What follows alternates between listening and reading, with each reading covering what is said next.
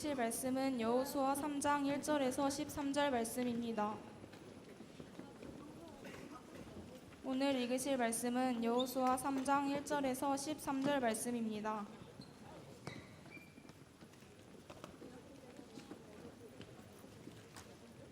다 찾으셨으면 한 절씩 교독하시겠습니다. 또 여호수아가 아침에 일찍이 일어나서 그와 모든 이스라엘 자손들과 더불어 시담에서 떠나 요단에 이르러 건너가기 전에 거기서 유숙하니라. 백성에게 명령하여 이르되 너희는 레위 사람 제사장들이 너희 하나님 여호와의 언약궤 매는 것을 보거든 너희가 있는 곳을 떠나 그 뒤를 따르라.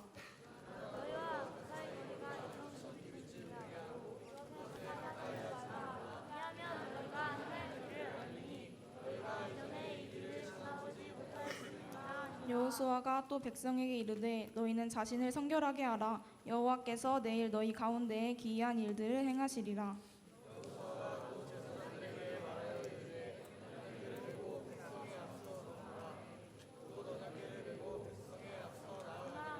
여호와께서 여호수아에게 이르되 내가 오늘부터 시작하여 너를 온 이스라엘의 목전에서 크게 하여 내가 모세와 함께 있었던 것 같이 너와 함께 있는 것을 그들이 알게 하리라.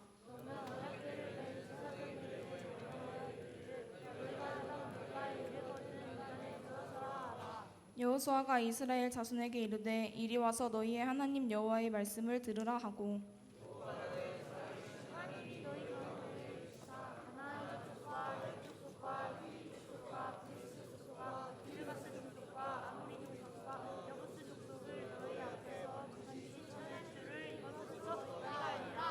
보라 온 땅에 주의 언약궤가 너희 앞에서 요단을 건너가니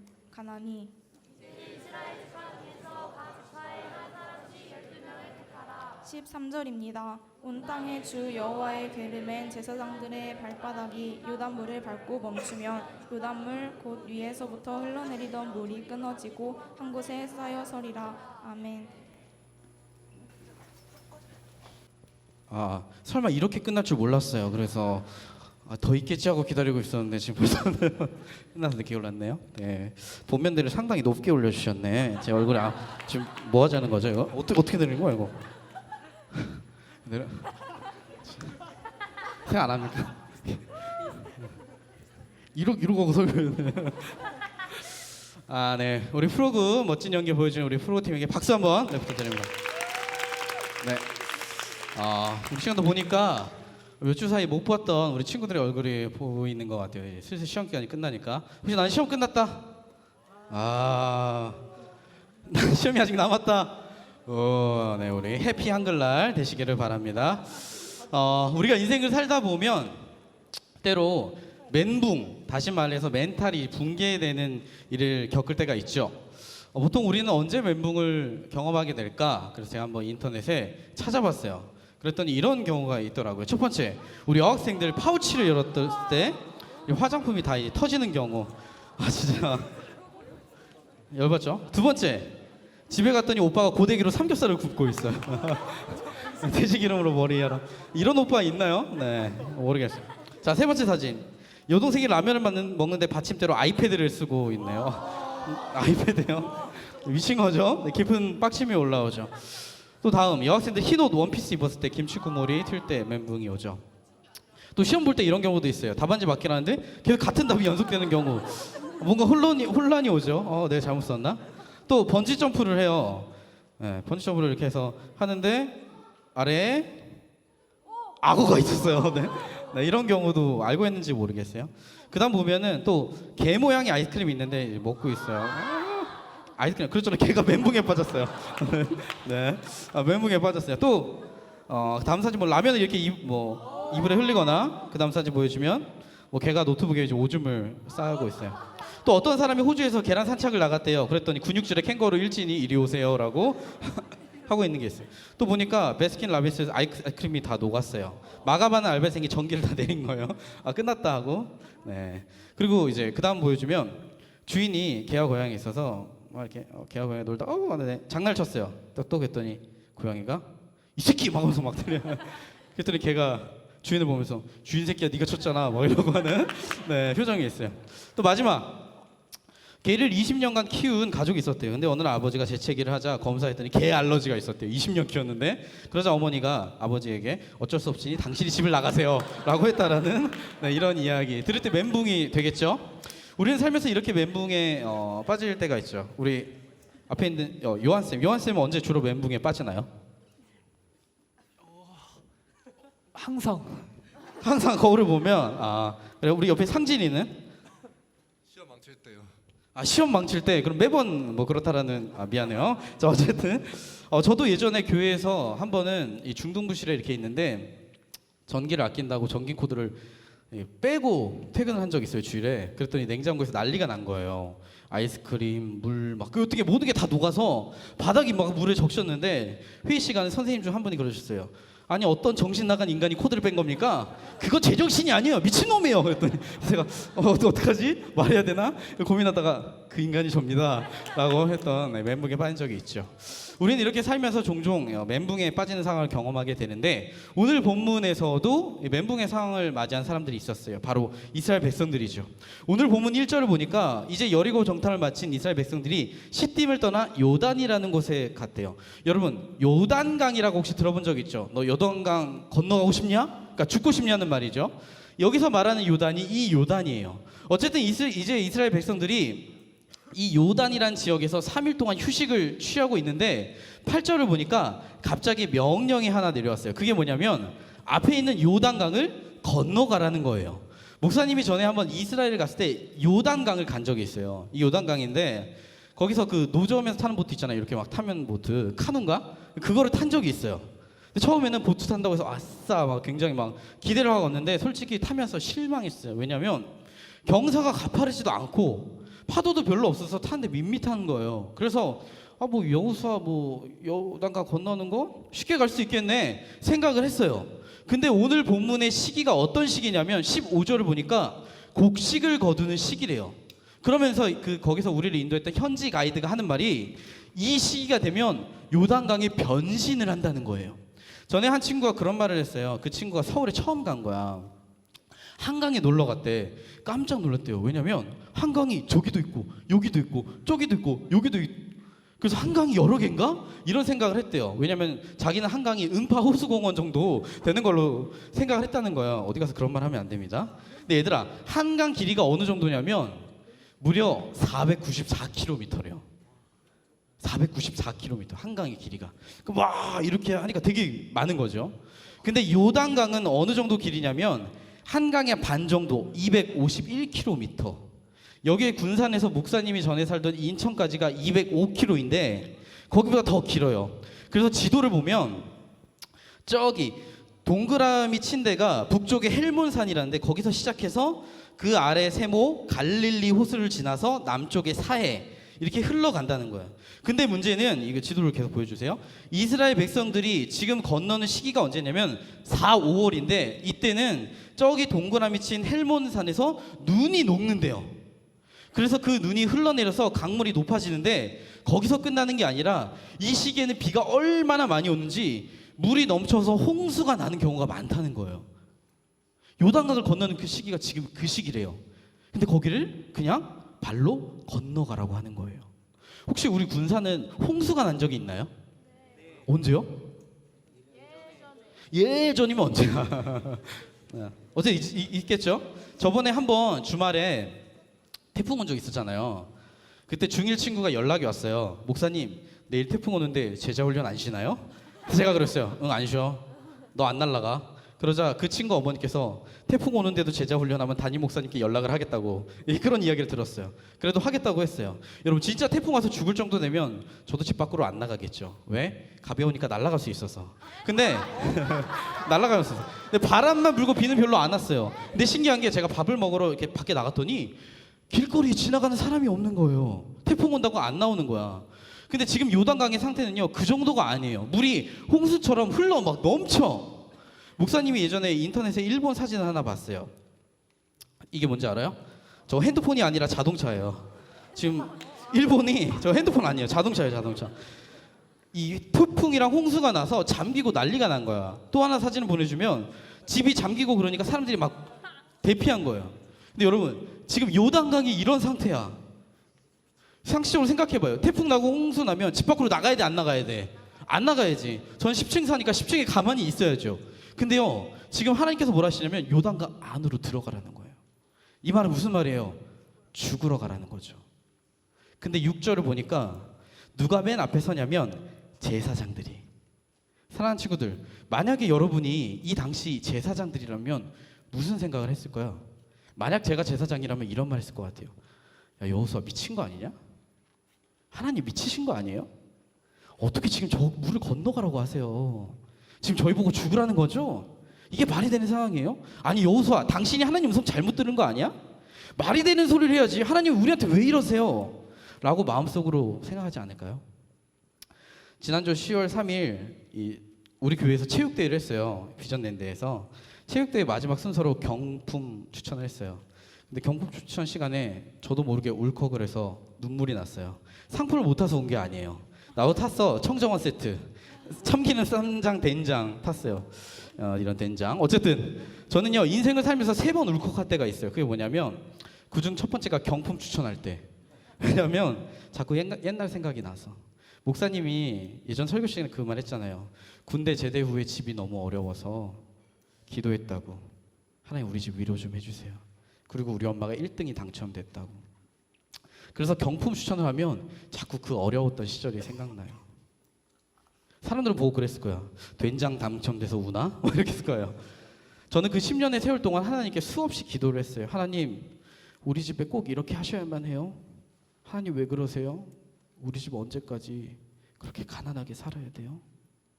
10년이 넘는 세월 동안 우리 가족이 얼마나 힘들었는지 아픈지 아세요? 근데 거기서 끝이 아니에요. 저희 가족은요, 누나 아팠을 때 이야기만 나오면 울어요. 하나님, 우리 집에 가난이란 어려움을 주셨으면 그래도 건강은 건드시면 안 되잖아요. 제가 고3 시절 누나가 희귀병으로 중환자실에 죽어가니까 저는 집에서 혼자 지냈었어요. 고3 때. 생일이 됐어요.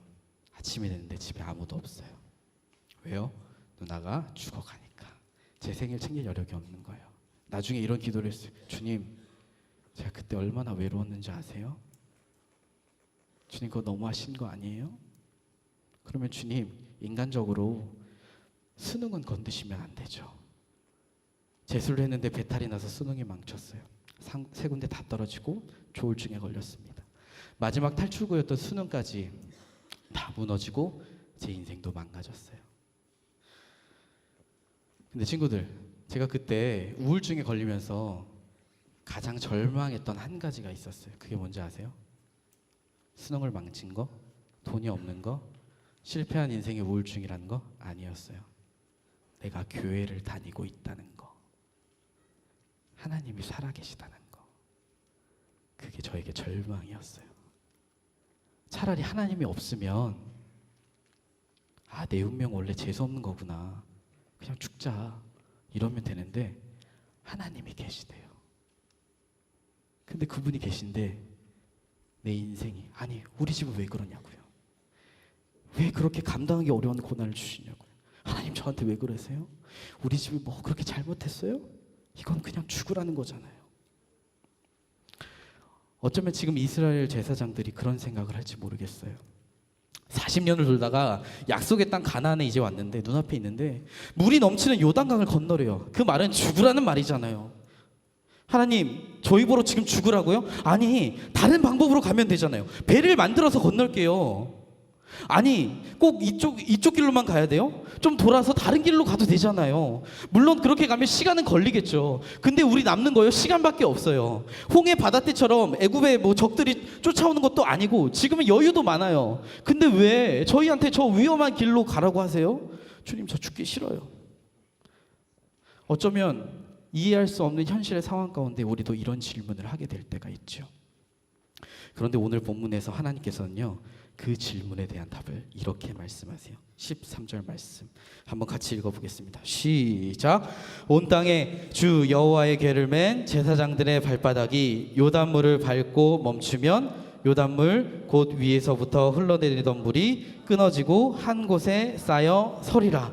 뭐라고 하시냐면 하나님의 궤를 맨 제사장들이 발바닥으로 요단강을 밟고 멈추면 그 밟는 순간 물이 끊어지고 강이 갈라질 거래요. 근데 여러분, 오늘 본문에서 신기한 사실은요, 아직 요단강이 갈라지지 않았어. 홍해 때처럼 먼저 갈라지면 우리가 갈 수 있잖아. 근데 아직 물이 넘쳐요. 그 물에 들어가면 우리를 삼킬 것 같아. 죽을 것 같아. 근데 발걸음을 내디러 가래요. 밟는 순간 갈라진대요. 발걸음을 내디러야 하나님의 기적을 보게 될 거라는 거예요. 이번에 비전랜드 체육대회에서 이제 여기를 샜잖아요. 제가 뭘 찾으러 우리 청소년부 교사실에 들어갔어요. 그랬더니 나이 많으신 권사님 3분이 계셨어요. 그리고 저를 보더니 그러시는 거예요. 아이고, 목사님은 꼭 총각 같네요. 네, 총각인데요. 이래서요. 그래서 당황하셔서, 이거 몇 살인데요? 34살이요. 아이고, 동안이네. 근데 어떤 사모님을 만나려고 아직도 결혼을 안 했대. 얼른 해요. 용기 내서 여자에게 다가가야 결혼을 할 수 있는 거야. 그래서 제가 감사합니다, 연애 상담을 받았어요. 근데 그때 문득 그 이야기를 들으면서 그런 생각이 들었어요. 이 하나님의 역사와 연애에 있어서는 공통점이 있구나. 그게 뭐냐면 발걸음을 떼지 않으면 이루어지지 않는다는 거예요. 네, 놀랐어. 그래서 가만히 있으면 아무것도 이루어지지 않는구나. 사랑하는 친구들, 믿음이란 게 뭐냐면 발걸음을 떼고 가는 거래요. 아무런 희망이 없어. 기대도 없어. 현실을 보면 불가능해. 근데 주님을 바라보고 신뢰하는 거래. 주님이 말씀하시면 그래요, 주님이 말씀하실 그대로 이루실 것을 내가 믿습니다 하고 발걸음을 내딛는 것. 그게 오늘 본문에서 말하는 믿음의 모습이라는 거예요. 한 사람이 다이빙대 위에 올라왔어요. 아래 수영장에 있잖아요. 근데 보니까 물이 없네? 뭐지? 하고 있는데 하나님의 음성이 들려요. 유서가 거기서 뛰어내려라. 아니, 하나님, 여기서 뛰어내리라고요? 지금 물이 없는데요? 여기서 뛰어내리면 저 죽어요. 그래서 하나님이 그러세요. 아니야, 넌 죽지 않을 거야. 뛰어내려. 근데 네가 뛰어내리는 그 순간 내가 물을 채워줄 거야. 만약 여러분이라면 그 상황 가운데 어떻게 하시겠습니까? 채우실 것을 믿고 뛰어내리시겠어요? 아직 물이 없는데? 물은 여전히 없어요. 근데요, 내가 뛰어내리면, 발걸음을 옮기면 하나님의 물을 채우신대요. 사랑하는 친구들, 성경을 보잖아요. 그러면 하나님께서 하나님의 사람들을 부르실 때 다 이런 일이 있었대요. 나이 80 먹은 모세한테 불러서 그러시는 거예요. 애굽의 바로왕에 가서 이스라엘을 구해라. 북한 사람 가서 구하라는 거랑 똑같은 거예요. 여러분 같으면 네 하실 수 있겠어요? 그래서 성경의 사람들도요, 다 그 부르심 앞에 믿음의 갈등을 했대요. 고민을 했대요. 왜냐하면 믿음으로 그 하나님을 따라가려면, 예수님을 따라가려면 내 인생을 다 걸어야 되거든. 하나님께 올인을 해야 되거든. 생각해봐. 될 수 있는 상황, 이루어질 수 있는 상황에서는요, 누구나 다 그렇게 할 수 있어. 다이빙대에 올라갔어. 아래 물이 있어. 그럼 뛰어내리는 거? 용기만 있으면 할 수 있어요. 근데 성경은요, 그걸 믿음이라고 하지 않아요. 용기라고 하죠. 그럼 믿음이 무엇이냐? 우리 로마서 4장 18절에서 19절 더 이야기합니다. 우리 18절은 학생들이, 19절은 선생님들이 읽어볼게요. 학생들 큰 목소리로 시작. 아브라함이 바랄 수 없는 중에 바라고 믿었으니 이는 내 후손이 이 같으리라 하신 말씀대로 많은 민족의 조상이 되게 하려 하심이라. 우리 19절 선생님들 시작.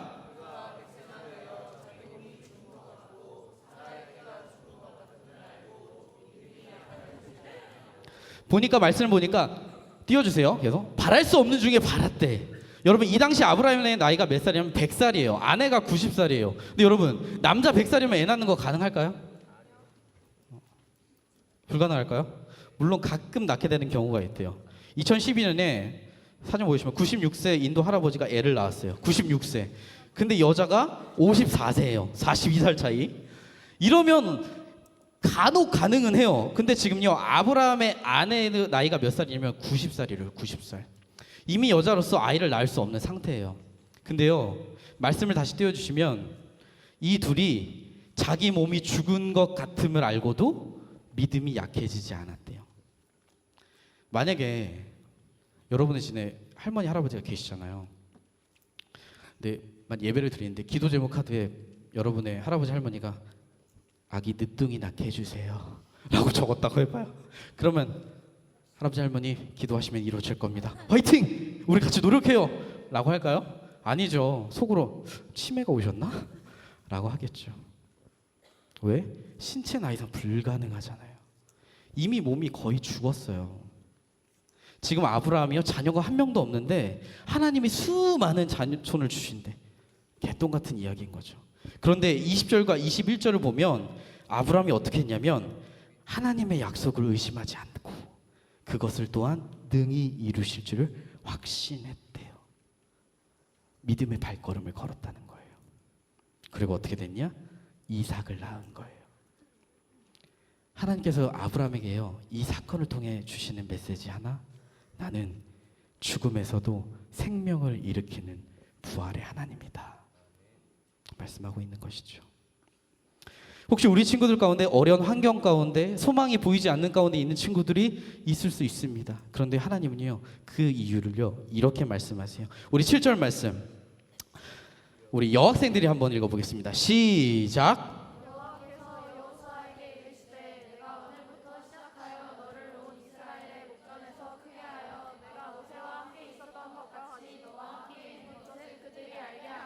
뭐라고 하시냐면 하나님 말씀을 듣고 순종해서 발을 한 걸음 걸으면 하나님이 우리와 함께 하시는 것을 세상 사람들에게 알려주시겠대요. 이제 우리가 10월 27일 아니 맞죠? 해피데이 플러스 홈커밍 데이를 해요. 이 주제를 제가 문제를 냈는데 아무도 다 이 세 가지 의미를 알려드릴까요? 첫 번째는 뭐냐면요, 더럽이잖아요. 더럽다. 죄로 더러워진 우리. 두 번째는 뭔지 아세요? The love. 그 사랑, 그 하나님의 사랑.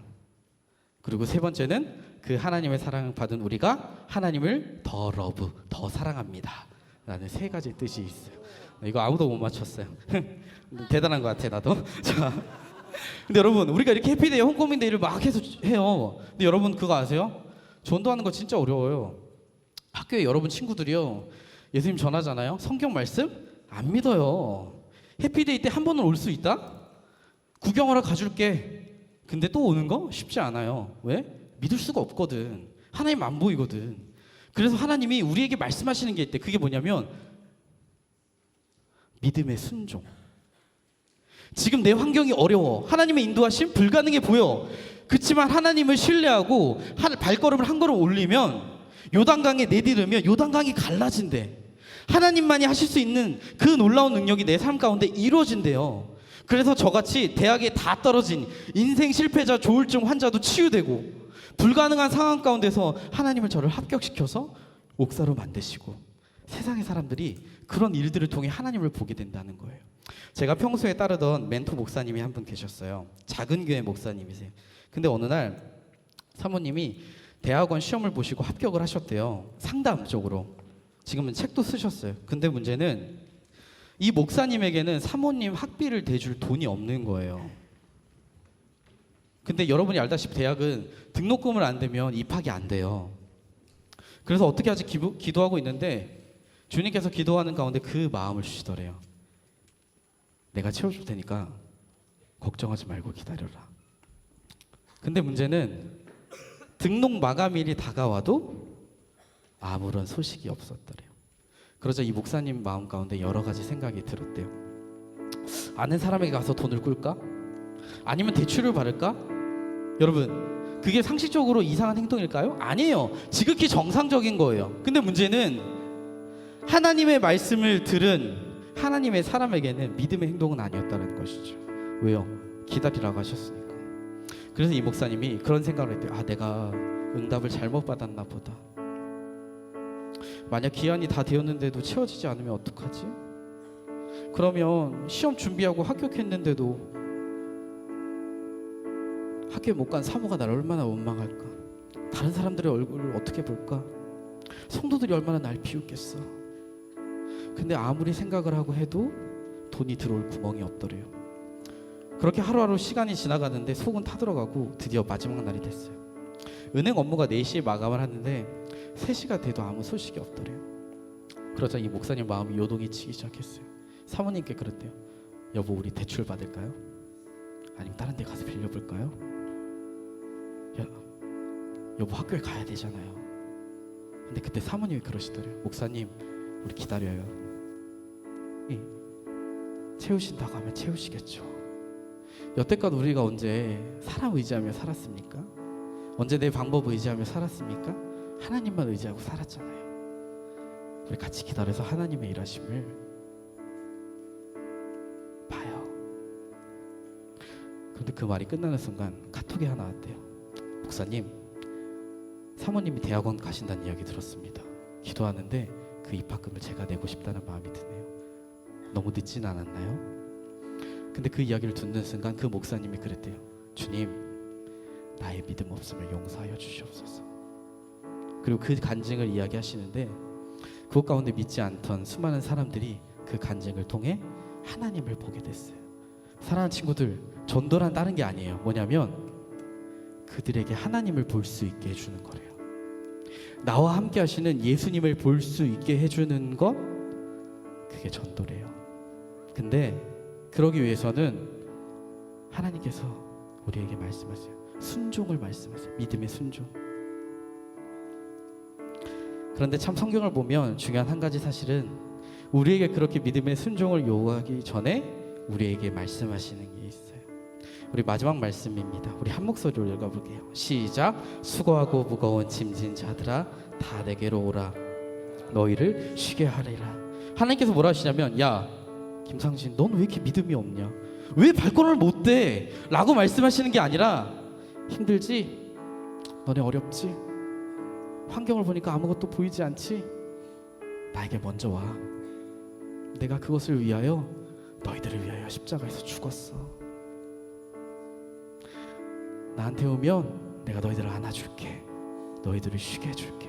그리고 나와 같이 손을 잡고 그 믿음의 발걸음을 한 걸음 가자라고 우리에게 말씀하시는 거예요. 저는 사랑하는 우리 친구들과 선생님들이 그렇게 우리를 부르시고 우리를 위하여 자기의 생명을 내어주신 그 예수님과 함께 믿음의 발걸음을 같이 내딛기를 소망합니다. 때로 우리 앞에 놓여진 어려움 때문에, 때로 강이 갈라지지 않는 일이 일어날 수도 있어요. 그러나 그 십자가에서 우리를 위하여 자기 생명을 내어주신 그 예수님과 함께라면 예수님은 능히 그 물 위를 걷게 하실 것입니다. 우리로 하여금 능력 주시는 그 예수님을 바라보며 우리 시간 이 찬양을 같이 고백했으면 좋겠습니다. 그게 뭐냐면 나는 믿네라는 찬양이에요. 이 찬양을 사실 청소년부에서 처음 하는데 이걸 듣고 한번 우리 친구들과 같이 나누고 기도했으면 좋겠다라는 생각이 들었습니다. 가사를 잘 묵상하면서 우리 시간 나는 믿네 같이 고백하기를 원합니다.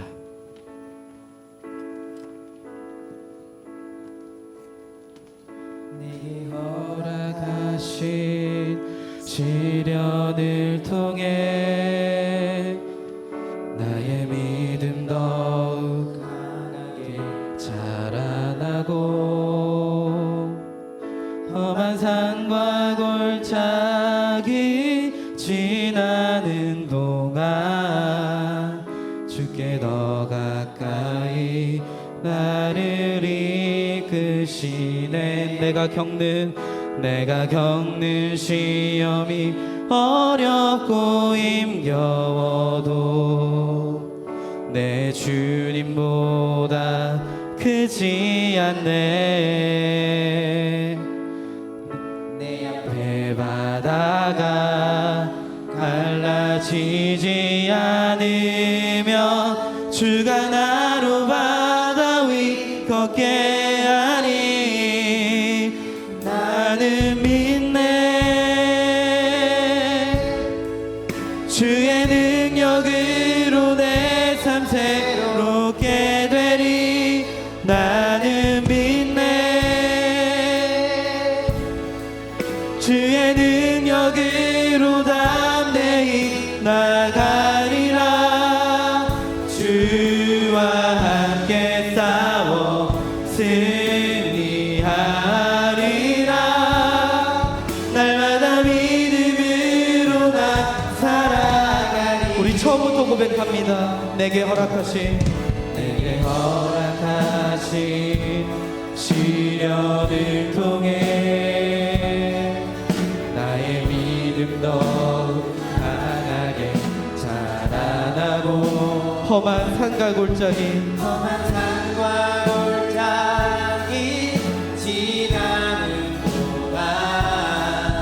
주께 더 가까이 나를 이끄시네. 내가 겪는 시험이 어렵고 힘겨워도 내 주님보다 크지 않네. 내 앞에 바다가 갈라지지 않으며 주가 나로 바다 위 걷게 하니 나는 믿네. 주의 능력으로 내 삶 새롭게 되리. 나는 믿네. 주의 능력으로 담대히 나가리라. 주와 함께 싸워 승리하리라. 날마다 믿음으로 나는 믿네. 나는 믿네. 주의 능력으로 내 삶 새롭게 되리. 나는 믿네. 주의 능력으로 담대히 나가리라. 주와 함께 싸워 승리하리라. 날마다 믿음으로 나 살아가리. 우리 시간 눈을 감고 우리 손을 마음에 모으고 기도할 때 주님 그렇습니다. 내 앞에 주어진 나의 삶의 현실이 수많은 시련과 험한 산과 골짜기와 누구에게도 말할 수 없는 고통 속에 있는다 할지라도 주님 그 가운데 주님이 나와 함께 하심을 믿습니다. 주님 나에게 말씀하셔서 요단강에 그 발을 한 걸음 내딛게 하실 때 주님 나의 힘과 능력으로는 주님 그 믿음의 발걸음을 내디딜 수 없음을 고백합니다. 주님 우리에게 주님의 믿음을 허락하여 주시옵소서. 우리의 눈을 열어 주님을 보게 하여 주시옵소서. 그래서 우리가 어떤 시련 속에서도 주님이 말씀하시면 그 말씀하시 이루실 것을 그대로 믿고 주님께 순종하며 믿음의 발걸음을 내디딜 수 있는 우리 드림교회 청소년부가 될 수 있도록 주여 인도하여 주시옵소서. 우리 시간 주여 한번 이름 외치고 같이 기도하며 나아갑니다. 주여. 아버지 우리가 시간 주님같이 기도하며 나아갈 때 주님 우리에게 여러가지 시련과 어려움 속에서 주님 우리 함께 하시는 주님을 바라보기를 원합니다. 때는 나의 겪는 시험이 어렵고 힘들고 아버지 그렇지 않지만 나의 주님보다 크지 않음을 고백합니다. 주님 내 앞에 바다가 갈라지면 주가 나를 바다 위로 걷게 하실 것임을 믿고 내가 믿음의 발걸음을 내디뎌 나갈 때 주의 말씀 앞에 온전히 순종하게 하여 주옵소서. 나에게 나오라는 그 주님의 말씀의 음성을 듣기 원합니다. 주님 우리에게 너는 왜 그렇게 믿음의 걸을 걷지 못하는 라고 하시는 것이 아니라 나에게 오려 내가 나와 함께 손잡고 같이 가겠다고 말씀하시는 그 주님의 음성을 듣고 우리가 주님 앞에 걸어가며 나아갈 수 있도록 주여 인도하여 주시고 함께하여 주셔서 온전히 우리가 주님만을 바라볼 수 있는 우리 믿음을 넣어여 주시고 아버지 온전히 주님만을 바라볼 수 있는 우리에게 믿음을 허락하여 주셔서 내가 믿음으로 그 주님의 발걸음을 걸 수 있도록 주님 나와 함께하여 주시옵소서. 주여 인도하여 주시고 온전히 붙들으며 나아갈 수 있도록 아버지 인도하여 주시고 함께하여 주시옵소서.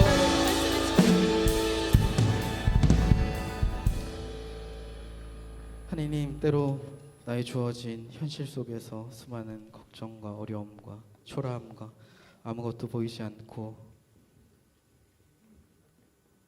그런 상황이 있는다 할지라도 주님 우리가 주님을 바라보기를 간절히 원합니다. 주님 우리는 연약합니다. 늘 의심하고 주저앉으며 믿음이 없습니다. 주님 우리에게 말씀하여 주시옵시고 주님의 일하심을 보게 하여 주시옵시고 담대함을 허락하여 주셔서 우리가 온전히 주님만을 신뢰하며 하나님께서 말씀하시면 그 말씀하실 그대로 이루실 것을 신뢰하고 발걸음을 내딛는 사랑하는 청소년부가 되게 하여 주시옵소서. 바다가 갈라지지 않으면 주가 나로 바다 위를 같이 걷게 하실 줄을 믿습니다. 그 주님의 손을 잡고 우리 평생의 삶 동안 그 주님을 바라보며 믿음의 삶을 살아가는 우리 친구들과 스님 될 수 있도록 인도하여 주시옵소서. 드려진 예물 가운데 하나님 기억하여 주시옵시고 그 예물을 드린 그 손길 가운데 복을 더 주시옵시고 그 예물이 하나님 나라의 확장에 귀하게 쓰임 받을 수 있도록 인도하여 주시옵소서. 지금은 우리 구주 예수 그리스도의 은혜와 그 크신 하나님의 사랑과 성령님의 감화 감동 교통하심이 지금 이 자리에 모여서 하나님과 함께 그 믿음의 발걸음을 한 걸음 떼기 원하는 사랑하는 우리 친구들과 선생님들의 머리 위에 지금으로부터 영원까지 함께 있을지어다. 아멘.